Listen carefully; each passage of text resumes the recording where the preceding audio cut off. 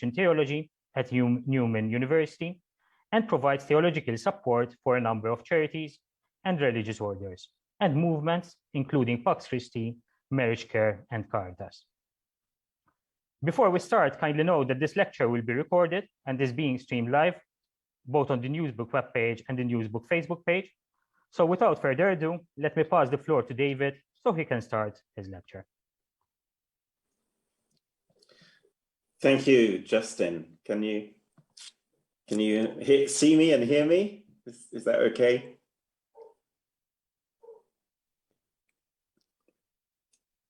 Is that okay? Can you see me and hear me? Yeah, we can see the slides.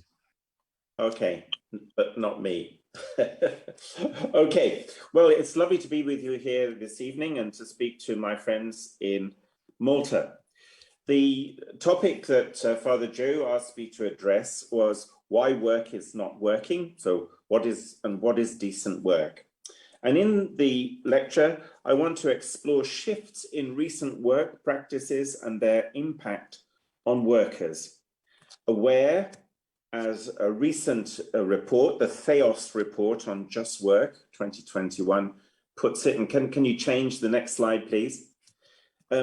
Currently, the world of work is facing three great disruptions: the technological, artificial intelligence, machine learning and automation; the ecological, climate change, loss of biodiversity; and the anthropological, human vulnerability, seen above all through the pandemic, through migration and declining birth rates. Any of these would see jobs, many jobs, eliminated, replaced, or changed. Together, they create an unpredictable environment in which work can be dehumanized, or we can seize these disruptions as an opportunity to humanize work and working conditions. That was the conclusions of the Theos report. What I want to draw on tonight particularly is the decent work agenda of the International Labour Organization, recent papal teaching and Catholic social teaching in particular, and Pope Francis' recent extended message to the Fourth World Meeting of Popular Movements. And the aim is to clarify the priorities for work that can survive in a globalized economy that is beginning to respond consciously and constructively to current challenges. Pope Francis' emphasis on workers on the margins, so migrant and refugee workers, those who carry out what is commonly referred to as work of the three dimensions, that is dangerous, dirty, and degrading, will be at the heart of my treatment. Francis looks back to the first time he addressed the World Meeting of Popular Movements and reflects on how much has changed in 5 years. He feels these changes are epochal. They can't be reversed. We can't return to the past, which he says would be suicidal, ecocidal, and genocidal. The present demands new shared discernment, new choices, new joint action. And the pandemic has shown up the radical global inequalities of our world, and yet our mutuality and interdependence for good and ill, as never before. He highlights the difference between countries where governments listened to the science and acted for the common good, and others where the poorest were abandoned to minimum care and protection, and where migrants, undocumented persons, and informal workers were effectively abandoned. And he notes the growth through the pandemic of chronic anxiety among the young, at times paradoxically exacerbated by hyperconnectivity, the World Wide Web. And yet a disorientating lack of contact with friends, the wider family, schools, groups. He notes the global statistics on hunger, with 20 million now suffering radical food insecurity, and annual deaths from starvation exceeding COVID. And he sees in all of this a call to personal engagement and change, certainly, but even more, a willingness to act in collaboration, to face the structures of sin that underpin so many of our planet's ills. Now, in doing this, he makes an unprecedented move in naming some of those structures and challenging them, as he says, making a pest of himself. And he invites members of the popular movements to dream with him the dreams of freedom and equality, of justice and dignity, and of fraternity, to tap into God's own dream for us all. And out of this dreaming and imagining, he suggests, will come an energy and vision to organize and deliver creative alternatives. So Francis sees the present crisis as offering two opportunities for us to come out better or worse, but certain we will not come out the same as before. Although he acknowledges that there are powerful forces that are organizing precisely for that end, to bring us back to the way things were. But he's under no illusions that if we are to come out better, then we have to face change. We have to accept that there are alternatives to our politics, our economics, our industry and technology, our use of the planet, and how we share it with other species and life forms. And he sees hope in Jesus' story of the Good Samaritan, which broke open the views of his own time on where the mercy of God could be encountered. Outside the faith, in the free act of generosity of a hated foreigner, the Samaritan, to his national enemy, the wounded Jew. He was able to go beyond the social and religious expectations of his time and give us an example for all time of what humanity is called to be. And from this, Francis moves on to weave together some of the principles of Catholic social teaching, which he believes guide our dreaming and action. And I'd like to go back a moment to reflect on Francis' other dialogue partner, the International Labour Organization. I think there's another slide. Could we have the next slide? Thank you. The ILO celebrated its 100th anniversary in 2019.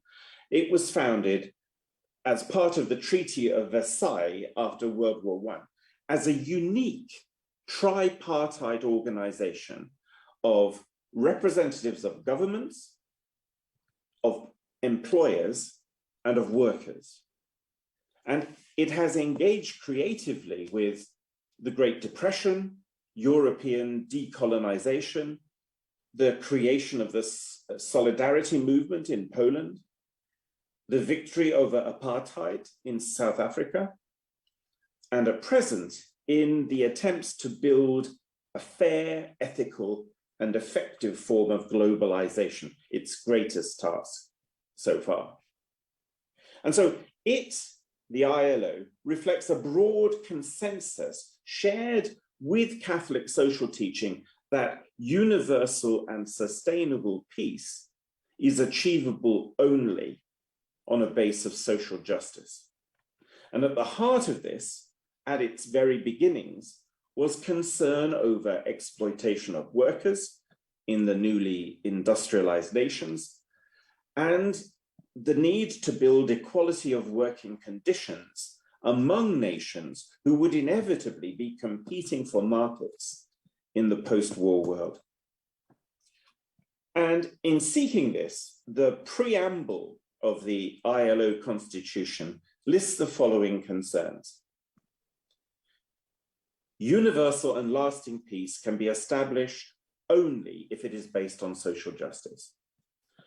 Conditions of labor exist involving such injustice, hardship, and privation of large numbers of people as to produce unrest so great that the peace and harmony of the world are imperiled, and an improvement of those conditions are urgently required. This was the 1920s. Also, the failure of any nation to adopt humane conditions of labor is an obstacle in the way of other nations which desire to improve the conditions in their own countries. Well, the concerns of the preamble, they remain relevant, sadly. The regulation of working time and labor supply, the prevention of unemployment and the provision of an adequate living wage, social protection of workers, children, young persons and women. At its heart are a series of key principles, among them equal remuneration for work of equal value and freedom of association, and the importance of vocational and technical education. Well, in March 1999, Juan Somavia of Chile took over as Director General, and it was he who emphasized the importance of making decent work a strategic international goal and an aid to promoting a fair globalization. And so he saw work as an instrument of poverty alleviation and in the ILO's role in helping to achieve the United Nations Millennium Development Goals, including cutting world poverty.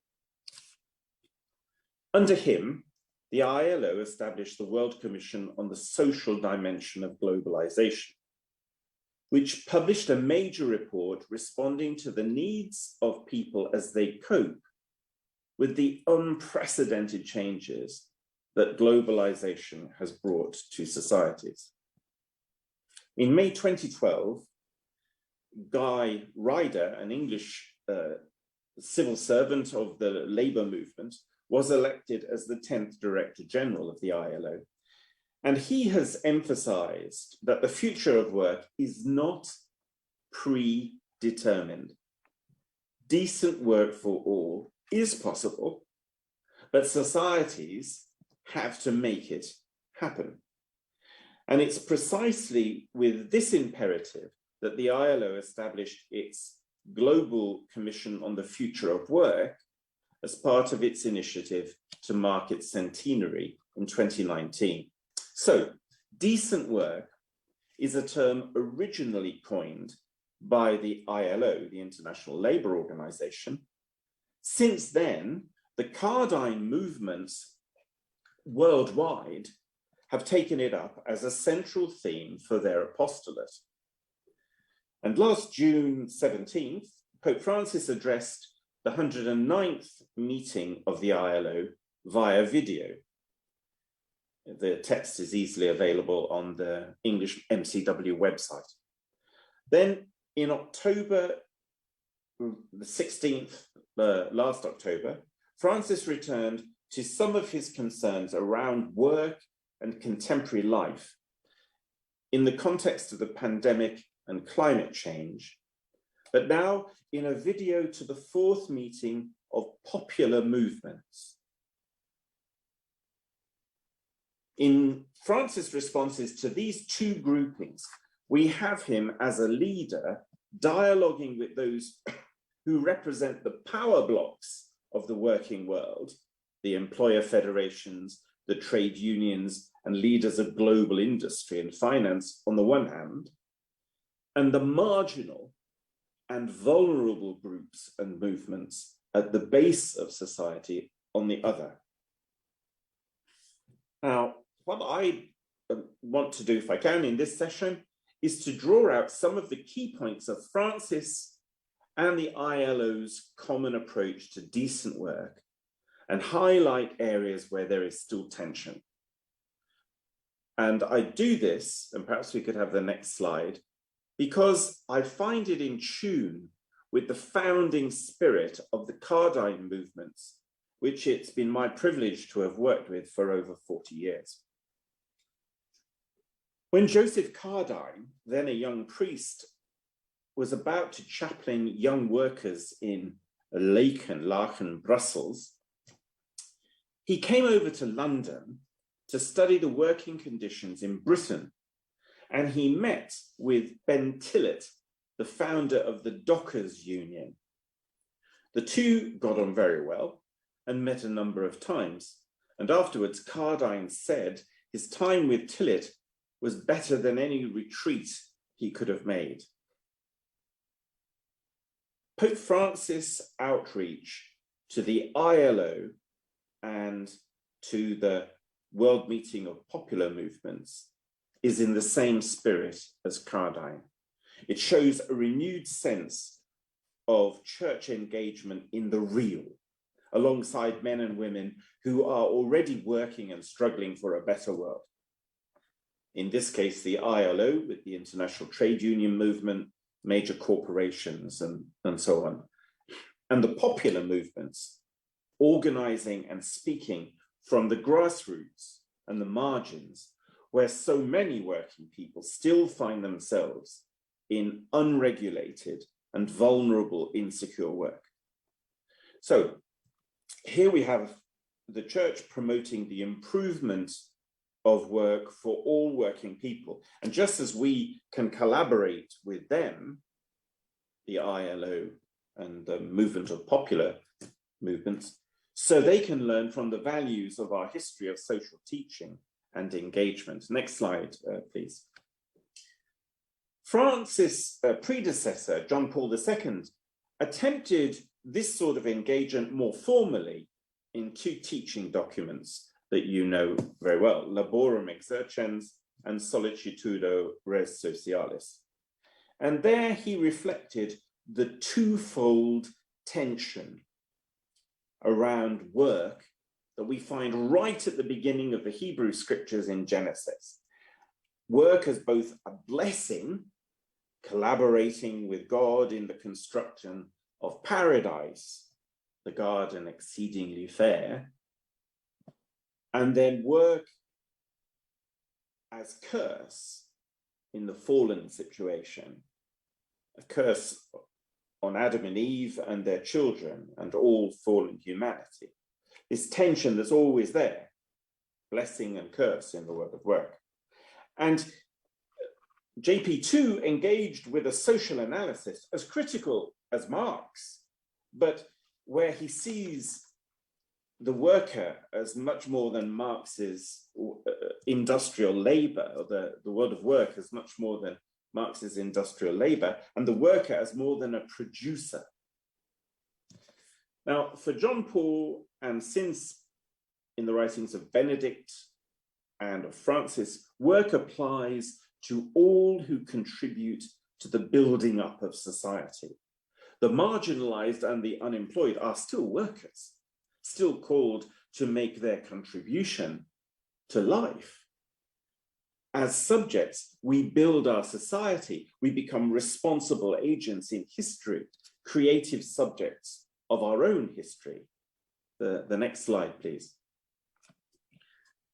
The insistence on the subjective dimension of work has been the church's particular contribution to discourse on work. And I think the current pessimistic fears about a post-work society in much of the literature of the left are sustained by this lack of a sense of the subjective dimension of work.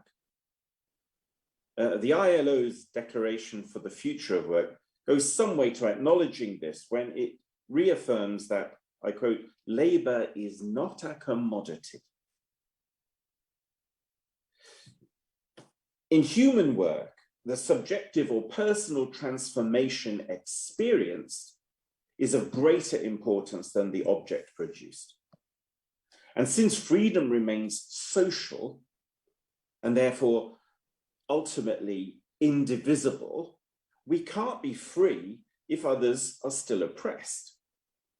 In this way, John Paul II saw human labor as a key, probably, he said, the essential key to the entire social question.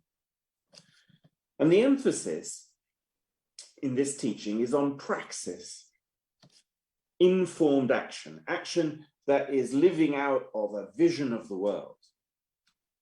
In Marx, the revolution; in Christianity, the kingdom of God.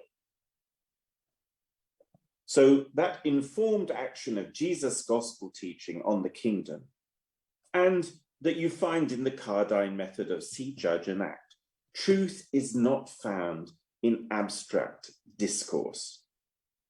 What is the nature of the human? What is the nature of work? But rather in intelligent engagement in our own process of becoming human, seeing the reality of life and the world around us, judging it realistically in the light of the gospel, the prophets, social teaching, and then acting effectively to realize something more of the vision in the reality.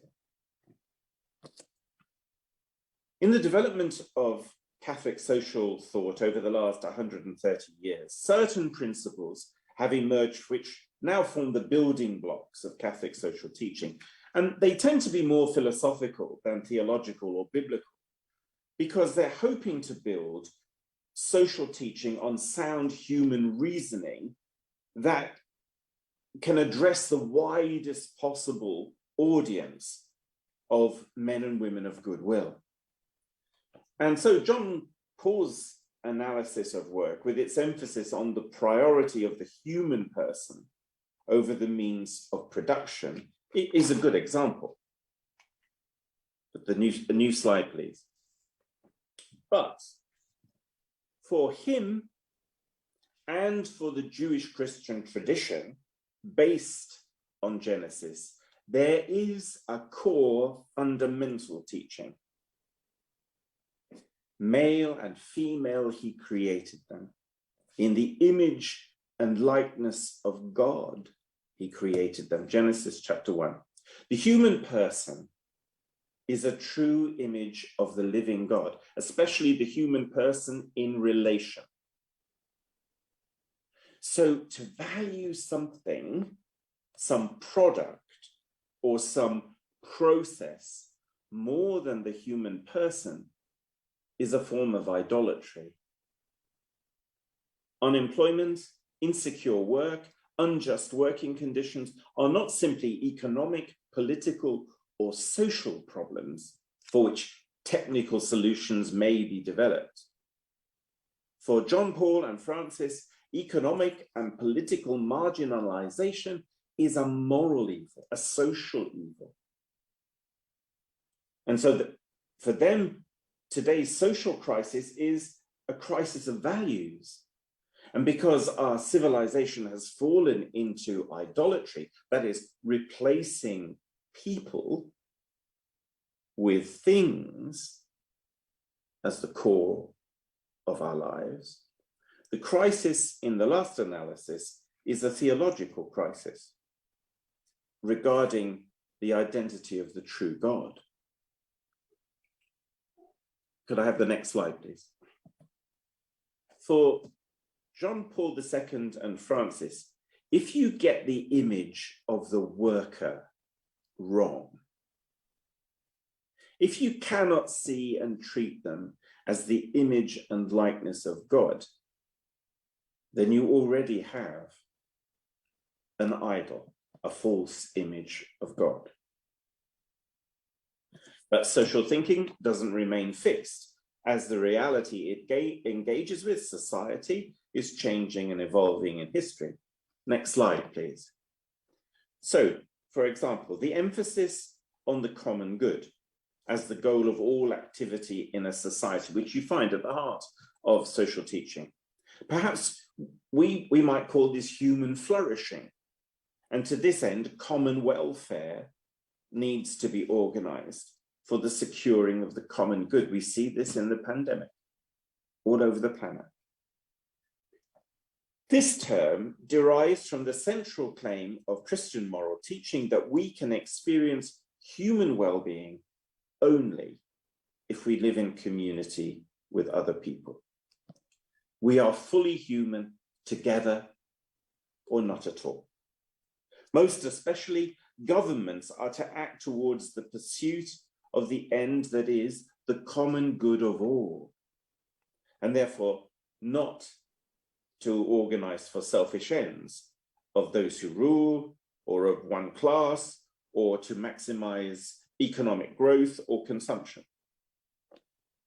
Now, that this is never easily achieved, can be taken or taken for granted, can be seen, I think, most recently in the rise of the new nationalisms in Europe, especially in the face of the new and extensive migrations. And of course, the put America first of the last American president. Francis builds on this when he says to the ILO, during this persistent crisis, we should continue to exercise special care for the common good. He says the decrease in working hours in recent years has resulted in both job losses and a reduction in the working days of those who have kept them. In 2020, we saw unprecedented loss of employment all over the world, the repercussions of which are still with us. They're still with us here in Britain in yesterday's budget. Here, as Pope, he brings a global perspective which parallels that of the ILO. The actual statistics reported by the World Bank in 2020 in its study of employment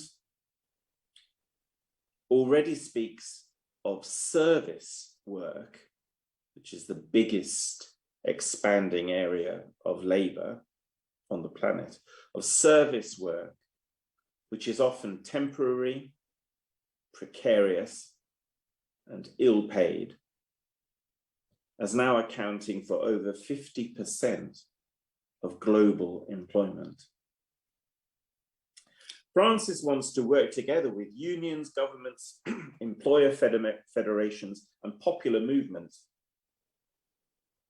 to, I quote, look for solutions that will help us build a new future of work based on dignified and decent working conditions, originating in collective negotiations, and promoting the common good, a phrase that will make work an essential component of our care for society and creation. In this sense, he says, work is truly and essentially human. New slide, please. Now, note here the classic emphasis on working conditions that are the fruit of collective negotiation, again, affirming the role of the labor movements and of the trade unions and associations. But in France's case, extending the frame of reference to a common good that includes decent work as a requirement for the whole of society, but now a common good that also consciously opens up to creation, to the environment, to the planet. He first dealt with this, as I'm sure you're all familiar, at length in chapter 4, called Integral Ecology of Laudato Si, Our Care for Our Common Home, which he wrote in 2015. Decent work cannot have a destructive effect on the common home, the planet, which sustains us and all life forms. Now, this is typical of Francis. He takes the traditional meaning of fundamental terms like the common good or like the poor, and then stretches them to cover the poor planet. It's in Laudato Si section 157, that he first draws together key themes from Catholic social teaching into a simple working synthesis, which he constantly goes back to and comes out of in his talks and in working with groups. So I quote, "Underlying the principle of the common good is respect for the human person as such, endowed with the basic and inalienable rights ordered to his or her integral development. It has also to do with the overall welfare of society and the development of a variety of intermediate groups, applying the principle of subsidiarity, being effective at the level you can be, not always looking to other groups, be it the hierarchy or government or whatever. Outstanding among these groups is the family as the basic cell of society. Finally, he says, the common good calls for social peace, the stability and security provided by a certain order, which cannot be achieved without particular concern for distributive justice." He's looking for a government which will put the frail and the weak, the so-called marginal, at the center if we're to build a just society. Whenever this is violated, violence always ensues. Society as a whole, and the state in particular, are obliged to defend and promote the common good. So humanization, a core theme in early Catholic social teaching, is being linked to our role as workers and producers on a planet whose resources we are also called to respect and have care for. There was no real awareness of that in early Catholic social teaching. We were dealing with a progressive understanding of progress. Things would get better and better, etc., etc. But we weren't looking at the consequences of the means which we were using late industrialization towards such progress. With the ILO, he suggests all human work should involve care for the workers, but he extends this also to care for the planet on which they work. Decent work can't be work that pollutes or destroys the environment. And this is something he deals with again at greater length in the sections on Towards a New Lifestyle and Ecological Conversion in Laudato Si. The next slide, please.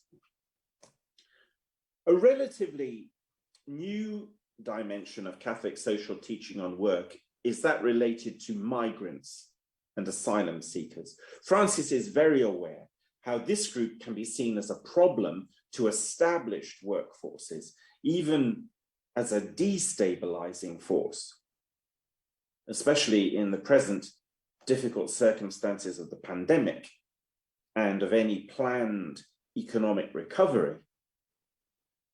And in this, he feels he must insist on a certain prioritization of, I quote, our response to workers on the margins of the labor market who are still affected by the COVID-19 pandemic.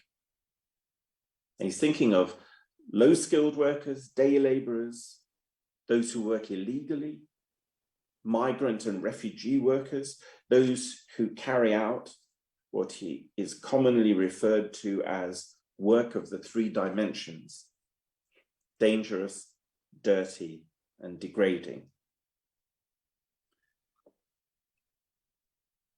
One limit of classical trade unions can be their very specificity: the bakers' union, the engineers' union, the healthcare unions. Yeah?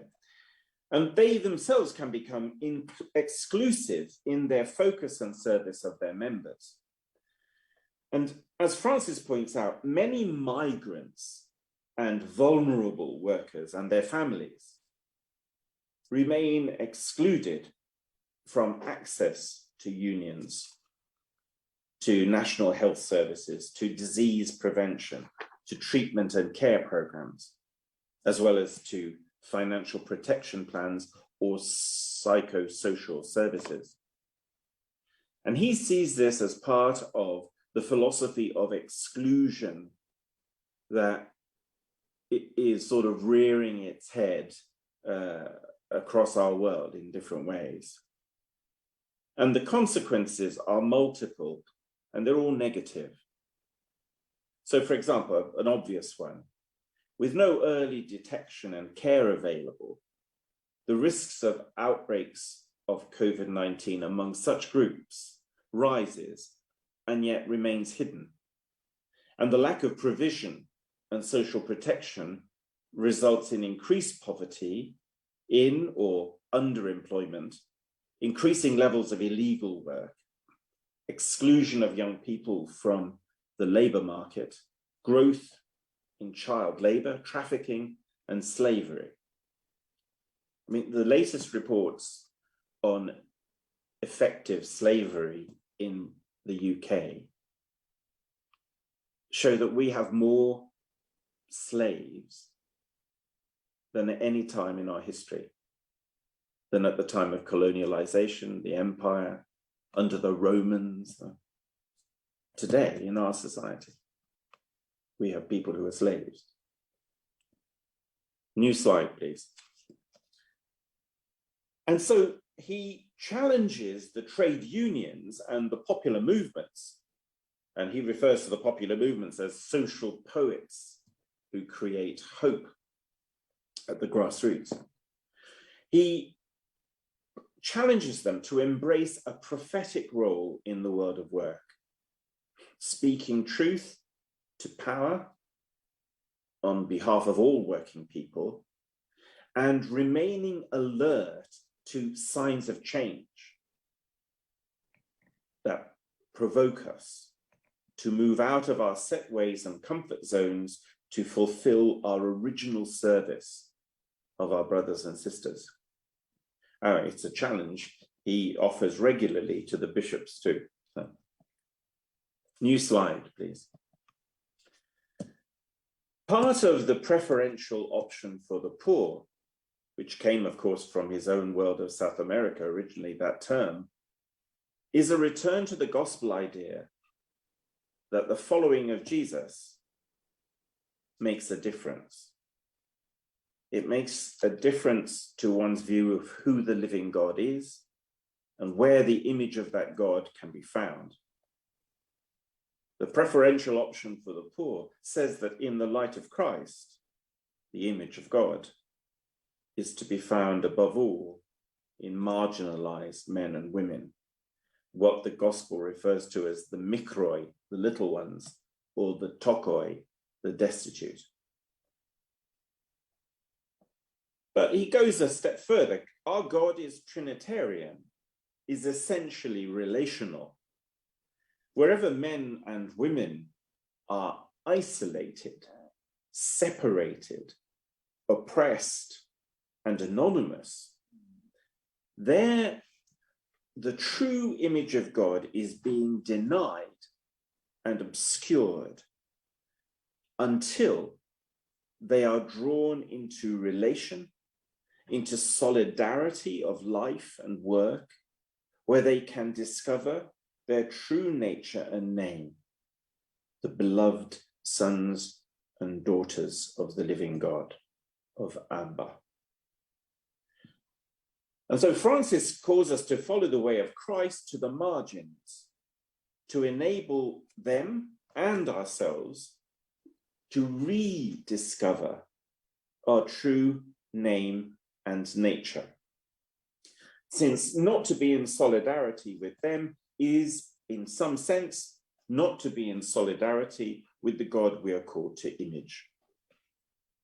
Unemployment, the marginalization of millions of working men and women, their exclusion is an evil. It needs fighting. It's not inevitable. And while we struggle in the Christian worker movements, in our worker associations, to put our analysis together while we seek to see clearly so as to judge and act clearly. We share our vision to give each other hope. The vision is one of wholeness, shalom, full life, in which all have their contribution to make, in which no one needs to be undervalued for being unemployed or unemployable. Next slide, please. We're nearly finished. In the book of Genesis, after working for a week, God rests to enjoy the good creation and establishes a Sabbath, a day when all creatures, men and women and their animal companions, can enjoy the good, the giftedness of life.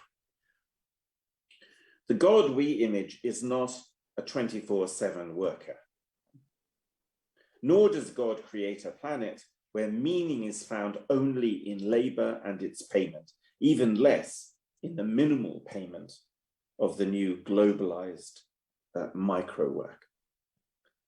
Decent work enables us all to enjoy the givenness of creation, the gift of each other's lives and of the good earth. My battery is getting low. I hope you can still hear me. Next slide, please. We have a story from Jesus himself, the hired workers in the vineyard, where even those who can only work 1 hour are still valued and treated with the same dignity and respect as those able to work all day. The story was part of Jesus' dream, the dream of the kingdom of God. And his life is the life of one who heals the broken creation, who heals the brokenness of the earth, who brings hope of a renewed creation. In Jewish mysticism, the last slide, please. This is called tikkun olam, tikkun olam, the healing or mending of the earth, which each one of us is called to as part of our human vocation.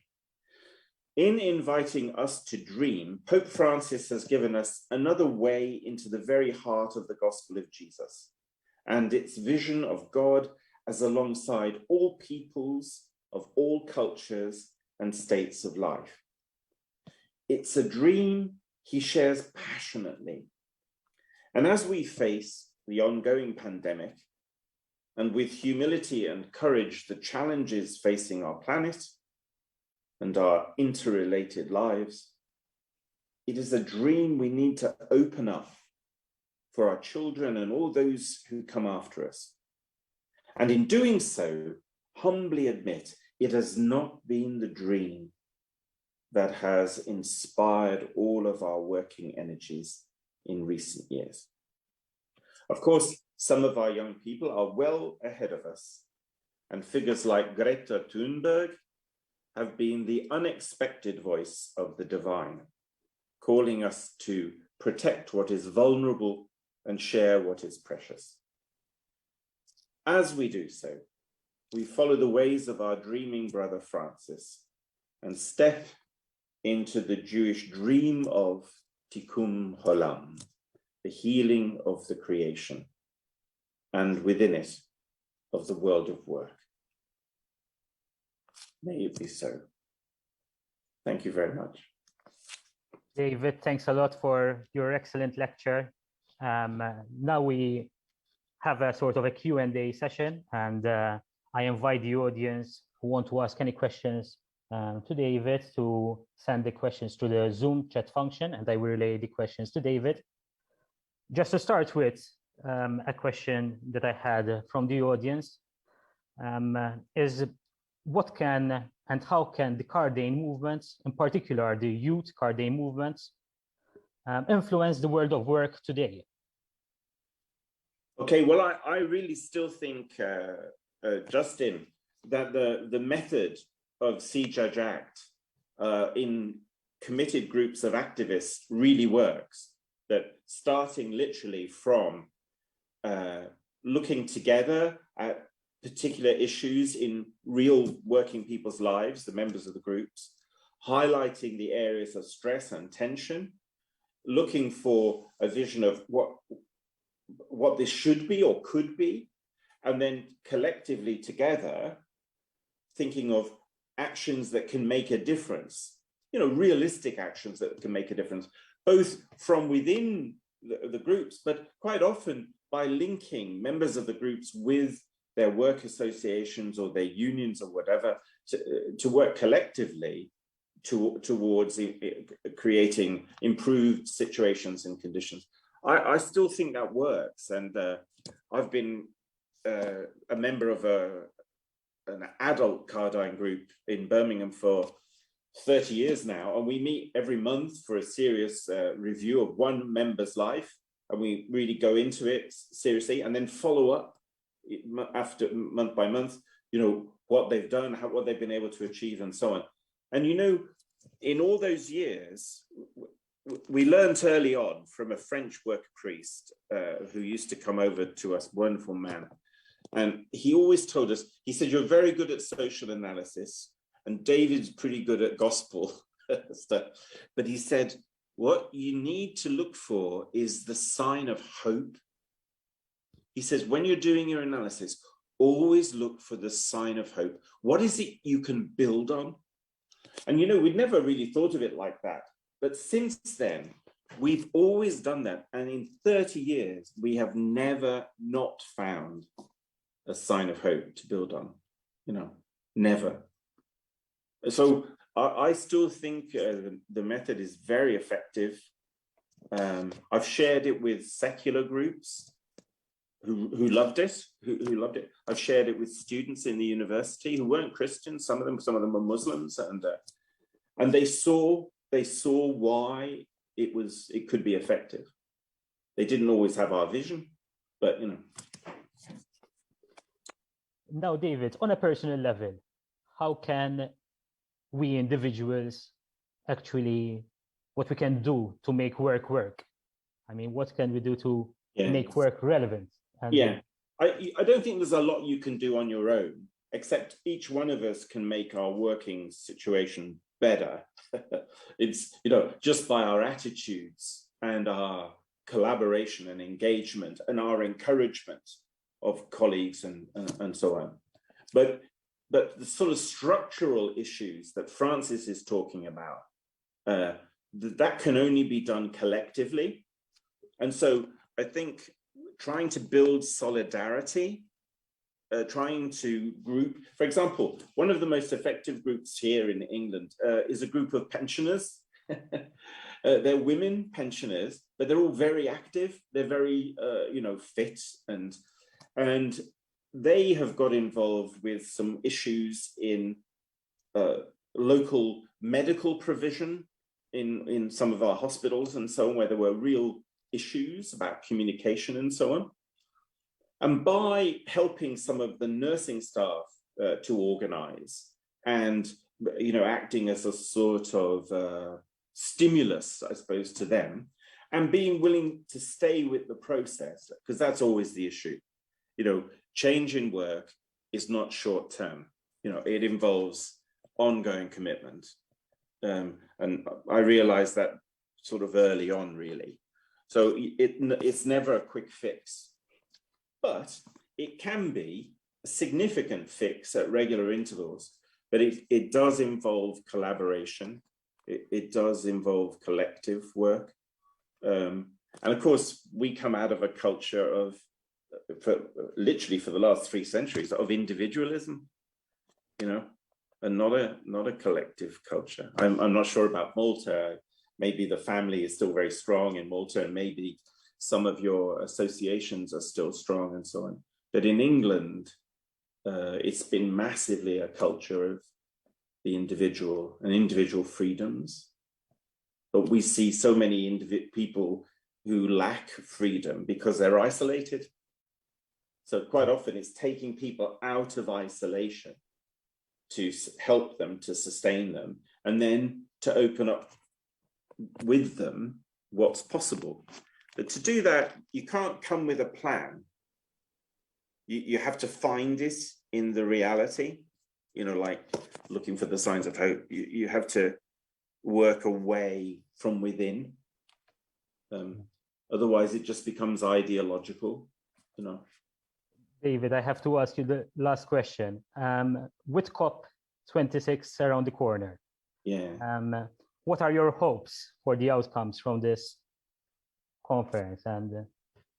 And my feelings about the conference are very mixed. I think there's been a lot of good preparation in some parts of the world, in some areas, but here in Britain, the government is conflicted over this. It says the right things, but in its practice, it's all, you know, literally this week when we're meant to be leading the process here, the government has just agreed to a whole series of new power stations and has given the airlines greater freedom to fly people. And you think, you can't do this. You can't say one thing and do another.